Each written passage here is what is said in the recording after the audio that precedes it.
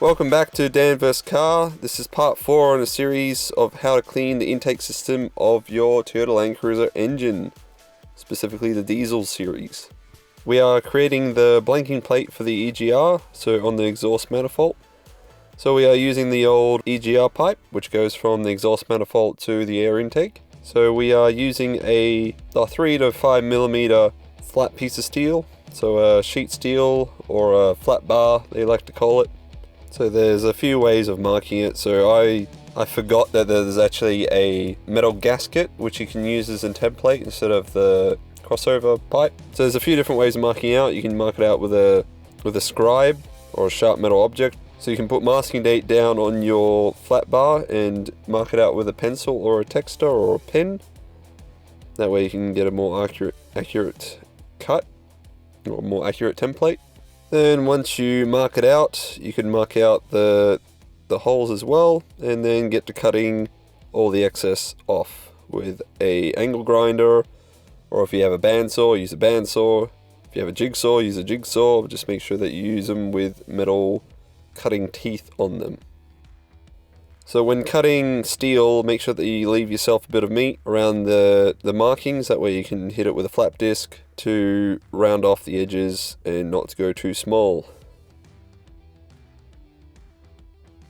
Also be careful because the metal gets quite hot, so use pliers or gloves, leather gloves, whatever you got.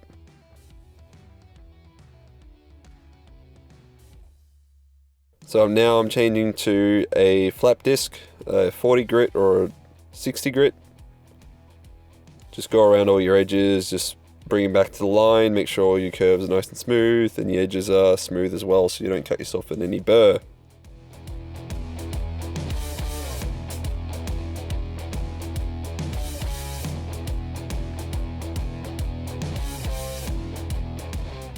Again, doesn't have to be perfect, as you will never see this because you're just going to whack it straight onto the exhaust manifold, bolt it down and forget all about it.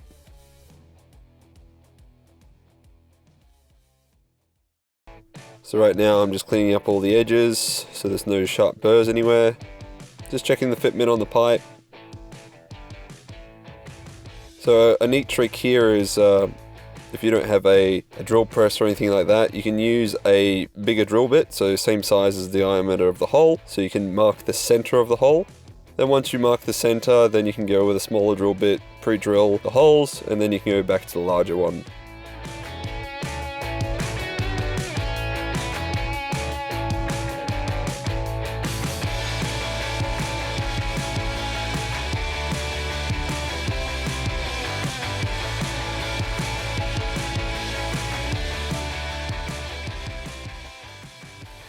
Then after you've drilled the holes, just grind back the surfaces or clean it back with some sandpaper. I just use the flap disc to clean the surface so all the paint is off and it's raw steel. Once you've grinded that off, make sure you use wax and grease remover or thinners or some sort of cleaner so you can get the wax off the steel. Then we're just using some high temperature black paint. You can use whatever color you like, but you might as well use black to try and get it to blend in with the rest of the engine.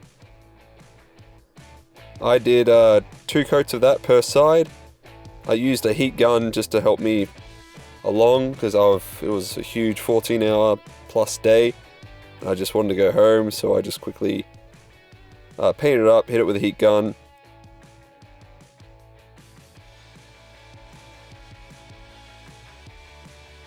As you can see here, it's nice and slow, far away from the workpiece so you don't get it too hot and bubble the paint.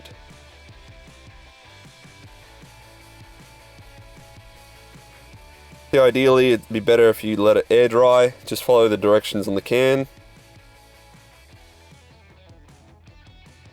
When you paint, make sure you get the sides and also inside the holes. So take your time, do nice even coats, and just follow the instructions in the can like I said before.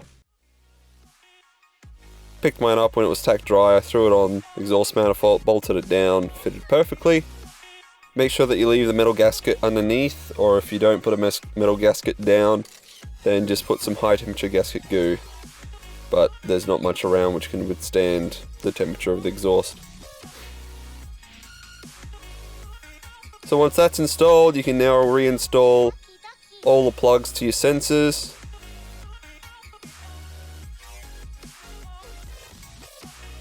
And we are starting the engine here. It didn't quite start because the fuel pump needed to be primed and all the fuel lines need to be primed.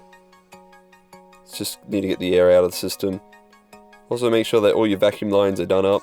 I didn't quite tighten up one of the injector lines properly, so there was a slight, very slow leak. So I quickly shut the engine down and had a quick look and retightened everything. Once everything was tightened down, it ran beautifully. Thanks again for watching. Stick around for part 5, where we are installing the catch can.